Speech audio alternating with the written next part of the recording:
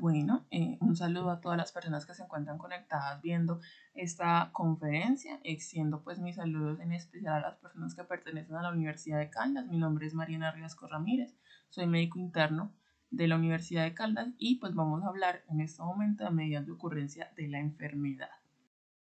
Empezando pues con una breve introducción, teniendo en cuenta pues que cuando se estudia un evento y el impacto en la población pues se debe tener en cuenta la relación entre el factor exposición y la enfermedad, ¿cierto?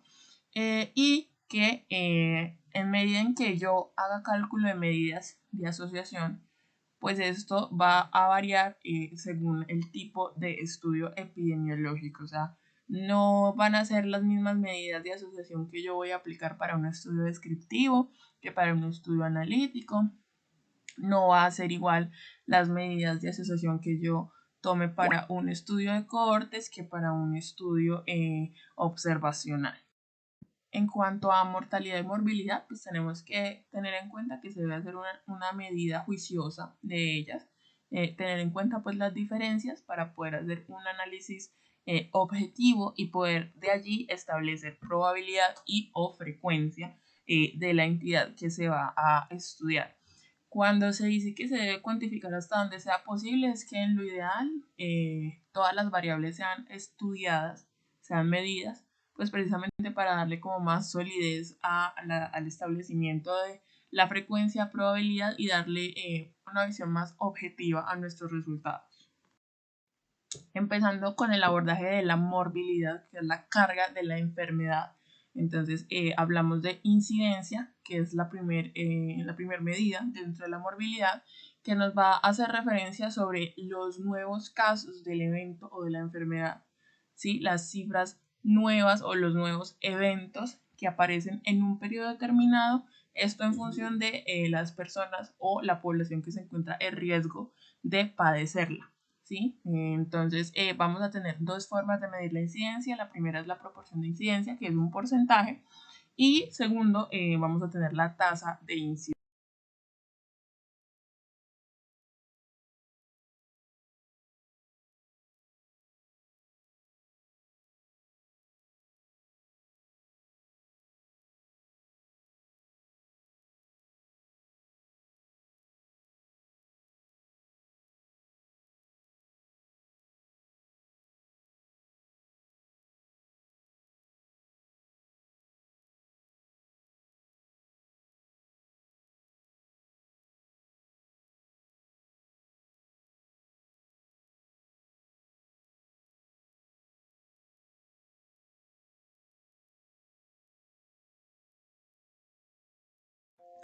Hablando de tasa de incidencia, entonces tenemos que nos va a mostrar la velocidad de aparición de un determinado evento o de una enfermedad específica en función de la población que se encuentra en estudio.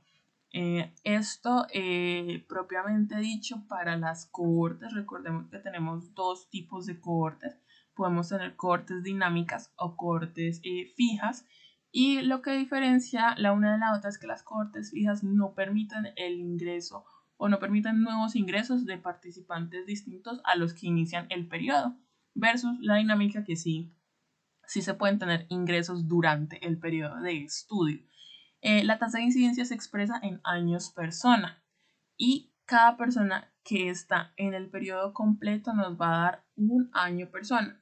Pero si tenemos personas que ingresan durante el periodo de estudio o personas que se pierden durante el periodo de estudio pero que empezaron al principio del periodo, esas personas nos van a aportar medio año persona. Ahora, pues los ingresos claramente se van a sumar, las pérdidas se van a restar y los eventos también se restan. Sin embargo, esta fórmula está puesta a propósito porque en cuanto a eventos, los eventos no son, o cada persona que sufra un evento, hablándose de muerte o hablándose de curación, no significa o no nos aporta medio año persona, sino un cuarto de año persona. Sin embargo, para hacer más sencillo, más cómodo el cálculo de los años persona, lo que se va a hacer es sumar las personas al principio del periodo, las personas al final del periodo, y esto se va a dividir sobre 2. Y así vamos a tener el resultado de la tasa de incidencia en años persona. En cuanto a prevalencia, que es como la segunda medida grande, hablando dentro de la parte de morbilidad, entonces tenemos que es la proporción de un grupo de individuos que presentan un evento X en un tiempo determinado. Entonces es la probabilidad de que una persona dentro de la población en la que vive tenga el fenómeno que se está estudiando o que está pues evaluándose. Hay dos tipos de prevalencia, que es la prevalencia de punto y la prevalencia de periodo o prevalencia lápsica. La prevalencia de punto es la prevalencia como básica, que es la prevalencia que tiene fecha y hora. O sea, es como tomar una foto y sacarle la prevalencia a esa foto. Mientras que la prevalencia lápsica o de periodo pues tiene un rango de tiempo en el que se establece. Entonces, por ejemplo, la prevalencia de la hipertensión entre 2017 y 2022 va a ser X. Esa es pues como la diferencia en cuanto a conceptos. Esta gráfica la traigo pues como para que se haga más entendible el concepto de incidencia y prevalencia, demostrando que la prevalencia depende de la incidencia, que la incidencia nutre la prevalencia, que entre más agua eche yo, es decir, entre más casos nuevos de una enfermedad hayan, pues mayor va a ser la prevalencia. Sin embargo, la prevalencia también es dependiente de la curación y de la duración de la enfermedad. Entonces, el aumento de esta última también me va a afectar la prevalencia en cuanto a disminución de la misma. Vamos a tener que la prevalencia se calcula sumando los casos nuevos con los casos viejos y esto sobre el total de la población determinada. Como la prevalencia es una proporción, el resultado de esta fórmula lo vamos a multiplicar en 100 y se va a expresar en porcentajes. Esta tabla es de una de las diapositivas de la clase de especialización en epidemiología de la universidad y la traigo con el fin de realizar el ejercicio personal de cuantificar incidencia y prevalencia ya habiendo tenido pues los conceptos explicados anteriormente. Entonces, por ejemplo, si yo les digo que me midan la incidencia en el año 2012 y tenemos en cuenta que incidencia es los nuevos casos únicamente, en 2012 vamos a tener que hay 0 casos de la enfermedad, porque vemos que no hay un inicio en el 2012 de ninguna línea. Podríamos considerar que la número 2 empezó en 2012, sin embargo, pues este análisis va como muy subjetivo, no es tan puntual, la gráfica no permite hacer como tan cerrados. Sin embargo, no hay inicio concreto de ningún evento en el año 2012. Por ejemplo, en el año 2013, si vamos a mirar la incidencia, tenemos que el número 5 empezó la enfermedad en el 2013. El número 11 también empezó su enfermedad en el 2013. Entonces, en este orden de ideas tenemos una incidencia de 2 sobre 15. Pero cuando vamos a hablar de prevalencia, que son casos nuevos con casos viejos sobre toda la población, vamos a ver que en 2012 tenemos el número 1 enfermo, el número 2, el número 3, el número 4. A pesar de que, por ejemplo, número 3 se haya curado el mismo año y número 4 se haya perdido el estudio en el mismo año, estuvieron enfermos e hicieron parte de la prevalencia de ese año. Entonces tenemos 1, 2, 3, 4, 5, 6, 7, 8, 9, 10. 10 sobre 15 va a ser nuestra prevalencia del año 2012. Ahora bien, si vamos a comparar con el 2003, entonces vamos a tener que los primeros 4 no tuvieron prevalencia porque ya tuvieron un evento o una novedad en el año previo. Sin embargo, el número 5 tuvo diagnóstico, duración y curación de la enfermedad en el mismo año, pero estuvo enfermo a lo largo de ese año, entonces se cuenta como prevalencia. 6 y 7 que estuvieron enfermos ese año y continuaron hasta finales del 2014. Número 9, que a pesar de que murió ese año, empezó el año estando enfermo, entonces se incluye en la prevalencia y así sucesivamente. Entonces, en 2013 vamos a tener que la prevalencia es de 1, 2, 3, 4, 5, 6, 7, 8 sobre 15. Y pues así sucesivamente con con cada ejercicio y con cada entidad que se quiera estudiar. Recordemos que en población y en periodo específico. Saliéndonos ya del contexto o de hablar de morbilidad, o sea, de carga de la enfermedad y cómo se manifiesta cómo es su dinámica en la población, vamos a entrar en materia de lo que es la mortalidad y las personas que mueren a causa de enfermedades. Es importante que no confundamos la mortalidad con la letalidad, porque mortalidad es las personas que mueren sobre poblaciones en riesgo de morir, pero hablando en un ámbito generalizado. La letalidad es la muerte específica sobre las personas específicamente enfermas por una entidad X, que ya vamos a ver. Entonces tenemos que para medir mortalidad, o sea, generalizado, vamos a coger las defunciones sobre la población en riesgo y eso lo vamos a multiplicar en 100 porque la mortalidad también es una proporción. Y lo que nos refleja es el número de defunciones en la población en un periodo. Recordemos que siempre que hacemos pues como medidas o estimación de comportamiento en epidemiología debemos ser específicos. Entonces, en cuanto a medidas de ocurrencia de la enfermedad, siempre vamos a hablar de una población específica y un periodo de tiempo determinado. Para hablar de la letalidad, entonces tenemos que, como les decía, es más específico. La letalidad es cuántas muertes me genera una enfermedad.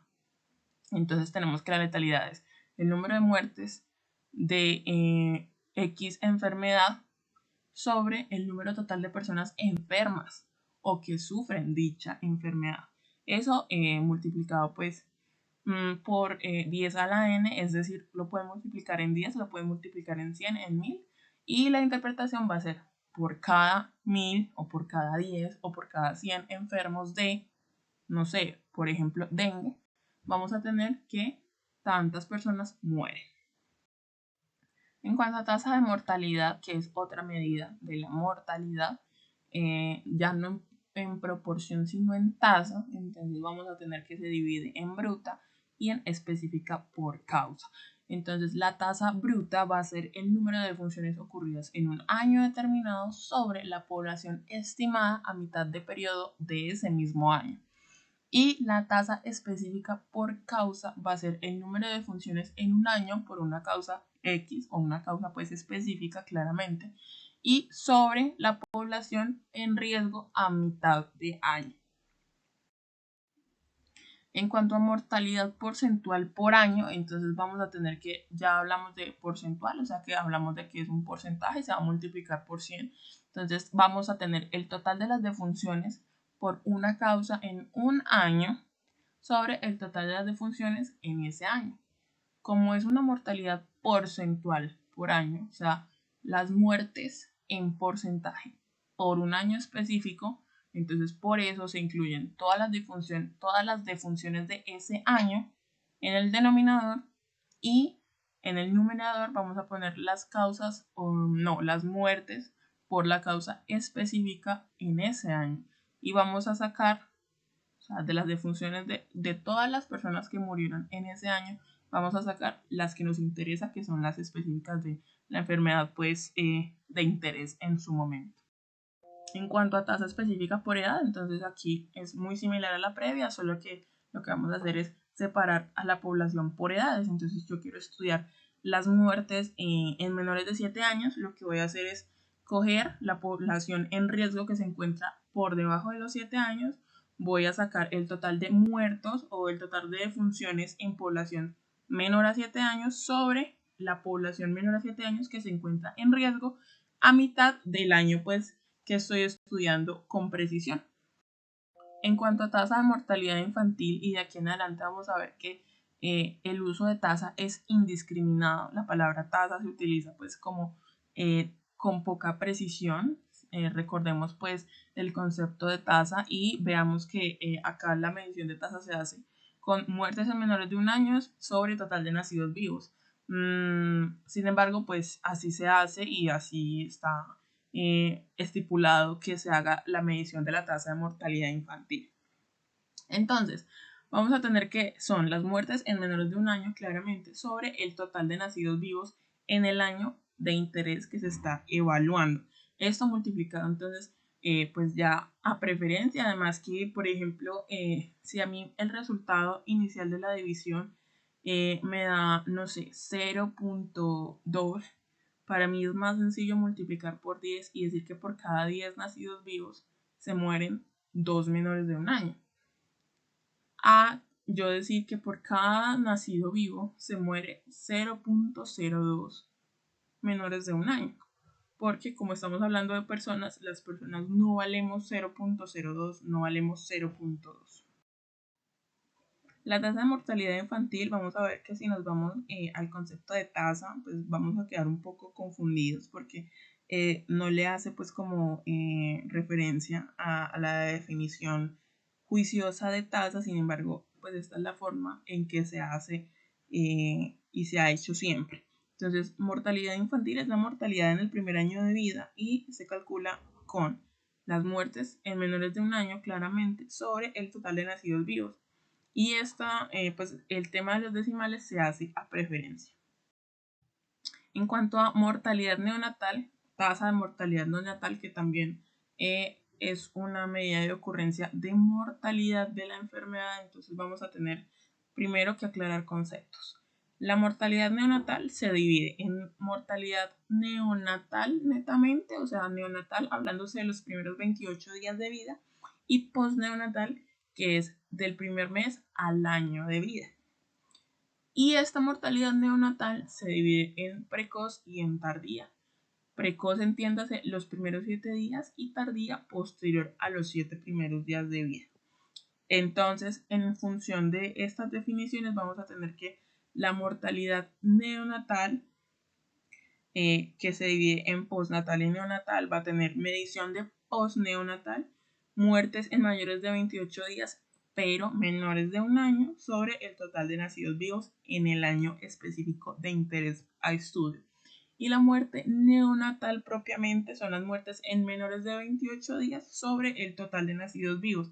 Ahora, si vamos a hablar de mortalidad neonatal precoz, entonces son las muertes en menores de 7 días sobre el total de nacidos vivos, y mortalidad neonatal tardía van a ser las muertes en mayores de 7 días y menores de 28 días, menores o igual a 28 días sobre el total de nacidos vivos en el año.